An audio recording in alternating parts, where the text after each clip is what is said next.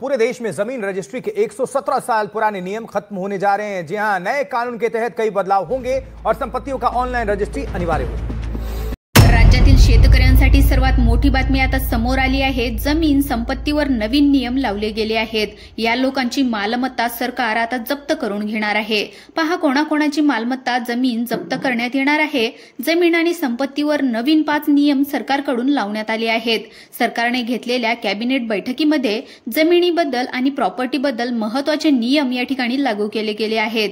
केंद्र सरकारच्या माध्यमातून आणि राज्य सरकारच्या माध्यमातून सर्वात मोठी बातमी आता राज्यातील सर्व शेतकऱ्यांसाठी आता आलेली आहे।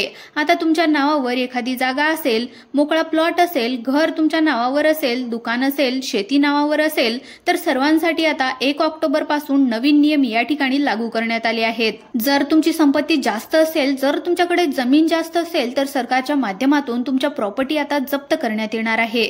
म्हणजे तुमची संपत्ती सरकार जमा करणार आहे। पुढच्या महिन्याच्या 1 ऑक्टोबर पासून तपासणीला जोरदार सुरुवात या ठिकाणी होणार आहे। ज्या लोकांची या नियमामध्ये जमीन व संपत्ती, जागा, दुकान, मालमत्ता बसणार नाही, तर ती सर्व सरकारच्या माध्यमातून आता जप्त करण्यात येणार आहे।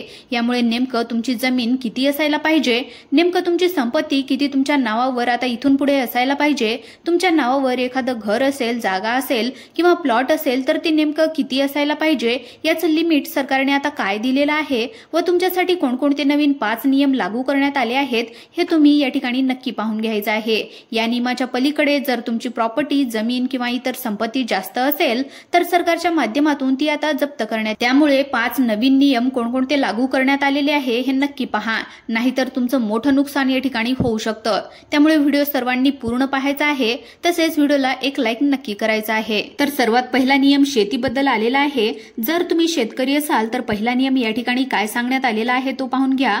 आता बघा, जर तुम्ही शेतकरी असाल तर पहिलं कसं होत होतं की शेतीमधून रोडचा हायवे जायचा, कोणाच्या शेतीमधून कॅनल जायचा, त्या ठिकाणी सरकारचा पूल असेल तर हे बांधण्यासाठी किंवा तयार करण्यासाठी शेतकऱ्यांची घरं पाडली जायची। घर सरकार त्या ठिकाणी जप्त करून घ्यायचं। कोणत्याही शेतजमिनीतून सरकारचा रस्ता जात असेल, एखादा ब्रिज किंवा पूल वगैरे जात असेल, सरकारचं एखादा टॉवर जात असेल, तर सरकार ती जमीन हस्तगत करून घ्यायचं, जप्त करून घ्यायचं। पण आता ही सरकारची मनमानी अजिबात चालणार नाही, कारण सुप्रीम कोर्टाने एक मोठा निर्णय या ठिकाणी शेतकऱ्यांच्या बाजूने आता दिलेला आहे, ज्या अंतर्गत लोकांच्या नावाखाली, लोकांच्या नावावर असलेली कुठलीही जमीन, संपत्ती, घर असेल, जागा असेल, कुठलाही रस्ता तयार करण्यासाठी किंवा सरकारच्या कोणत्याही योजनेसाठी सरकार आता त्या ठिकाणी शेतकऱ्यांची जमीन जप्त करू शकणार नाही।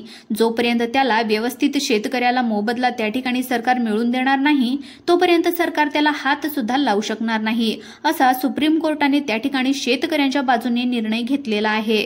सुप्रीम कोर्टाने स्पष्टपणे या ठिकाणी जाहीर केलंय की सरकार कोणतीही प्रॉपर्टी आता त्या व्यक्तीचा मोबदला घेतल्याशिवाय, दिल्याशिवाय, त्याची परवानगी घेतल्याशिवाय इथून पुढे घेऊ शकणार नाही। कोणत्याही सामान्य माणसांची संपत्ती सरकार आता जप्त करू शकणार नाही।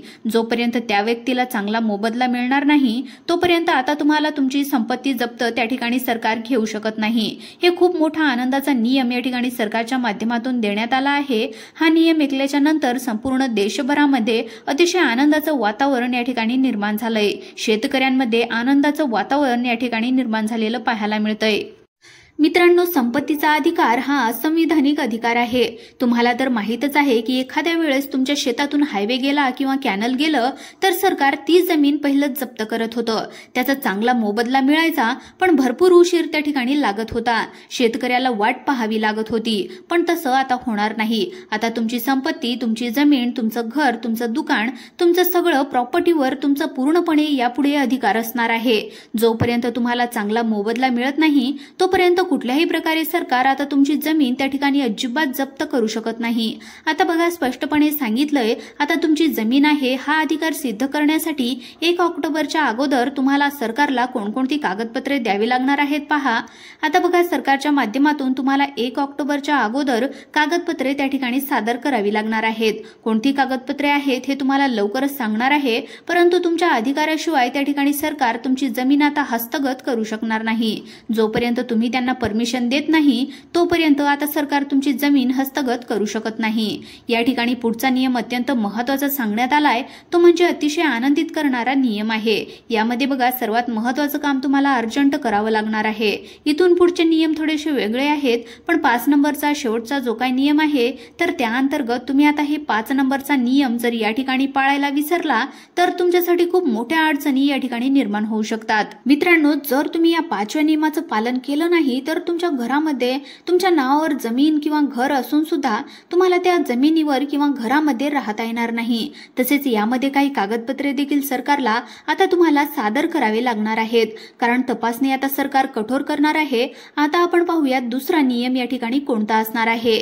तुम्हाला आधार कार्डला तुमच्या सगळ्या म्हणजेच आधार कार्ड जे आहे तर त्या सगळ्या जेवढ्या काही तुमच्या नावावर असलेली संपत्ती असतील, प्रॉपर्टी असेल तर ते आधार कार्डला लिंक करणं अनिवार्य करण्यात आलेलं आहे। राज्यामध्ये संपत्तीचा डेटा आधार कार्डला लिंक करणं आवश्यक आहे। आता सध्याला उत्तर प्रदेशामध्ये आता प्रधानमंत्री किसान सन्मान निधी योजनेचा जर तुम्ही लाभ या ठिकाणी घेत असाल किंवा घ्यायचा असेल तर त्या ठिकाणी शेतकऱ्यांची संपत्ती ही माहिती अधिकार त्या ठिकाणी आता आधार कार्डला लिंक केलेली असली पाहिजे, असा नियम या ठिकाणी जाहीर करण्यात आलाय। मित्रांनो, पुढच्या महिन्यापासून आपल्या राज्यामध्ये हा कोणता नवीन नियम लागू करण्यात येतोय पहा। आणि सगळ्यात महत्त्वाचं म्हणजे तुमची जर शेती असेल तर तुम्हाला कोणती कागदपत्रे जमा करावी लागणार आहेत ते तुम्ही पाहून घ्यायचं आहे। आता बघा या ठिकाणी आधार कार्डला सगळी प्रॉपर्टी लिंक करणं हे अनिवार्य करण्याची दाट शक्यता आपल्या राज्यामध्ये वर्तवण्यात आली आहे। आधार कार्ड लिंक केल्यामुळे जो काही काळा बाजार त्या ठिकाणी आतापर्यंत चालला होता तर तो या ठिकाणी थांबणार आहे। ज्या लोकांना खरंच गरज आहे त्या लोकांना सरकारी योजनांचा फायदा होईल असं सरकारच्या माध्यमातून या ठिकाणी सांगण्यात आलंय। त्यामुळे आपल्या राज्यामध्ये देखील हळूहळू हा नियम या ठिकाणी चालू होणार आहे, ज्या अंतर्गत तुमची सगळी संपत्ती ही आधार कार्डला लिंक करणं गरजेचं आहे। आता पुढचा नियम हा थोडा विचित्र आहे, ज्यामध्ये आता तुमच्या घरामध्ये राहण्यासाठी तुम्हाला आता परवानगी घ्यावी लागणार आहे। तुमचं घर असेल, तुमचं त्या ठिकाणी कोणतीही जागा असेल, संपत्ती असेल तर राहण्यासाठी तुम्हाला परवानगी घ्यावी लागणार आहे। ते म्हणजे तुमच्या आई वडील जिथे राहतात मग ती मुलगी तुमच्या आई वडिलांच्या घरात राहत असेल, मुलगा राहत असेल तर तुमच्या आई वडिलांची परवानगी आता तुम्हाला या ठिकाणी घ्यावी लागणार आहे। तर हा महत्त्वाचा नियम या ठिकाणी सरकारच्या माध्यमातून आलेला आहे, ज्यावर दिल्ली हायकोर्टाने एक महत्त्वाचा अधिकार त्या ठिकाणी स्पष्ट केलाय। ते म्हणजे आता तुमचा मुलगा, तुमची मुलगी वडिलांच्या घरामध्ये तेव्हाच राहू शकते जेव्हा वडिलांची परवानगी घेऊ शकते। तेव्हाच आई वडिलांना जर वाटलं तर त्या ठिकाणी आई वडिलांना जर वाटलं की आपल्या मुलांना घरात नाही ठेवायचं तर ते कधी सुद्धा आपल्या मुलांना त्या ठिकाणी कधी सुद्धा बाहेर इथून पुढे काढून टाकू शकतात। स्वकमाईतून, स्वखर्चातून, स्वकष्टातून, रकमेतून म्हणजे स्वतःने कमावलेल्या रकमेतून घर बांधलेलं असेल तर ते मुलामुलींना केव्हाही बाहेर काढू शकतात। आता बघा सगळ्यात महत्त्वाचं पुढचा जो काही नियम आहे तर तो अत्यंत महत्त्वाचा आलेला आहे। आता बघा पूर्वजात पिढी त्या ठिकाणी असेल म्हणजेच आजोबांची संपत्ती त्या ठिकाणी असेल तर त्यावरच मुलं अधिकार त्या ठिकाणी गाजवू शकतात, पण आई वडिलांनी स्वतःच्या कष्टाने कमावलेली संपत्ती असेल तर त्यावर कुठलाही मुलगा किंवा मुलगी अधिकार यापुढे सांगू शकत नाही। त्यामध्ये जर राहायचं असेल तर घरामध्ये आई वडिलांची इथून पुढे तुम्हाला परवानगी घ्यावी लागणार आहे। आता सगळ्यात महत्त्वाचा शेवटचा नियम या ठिकाणी सांगण्यात आलाय, यामध्ये आता तुमची संपत्ती जप्त होणार आहे, तुमचा अधिकार वापस त्या ठिकाणी काढून घेतला जाणार।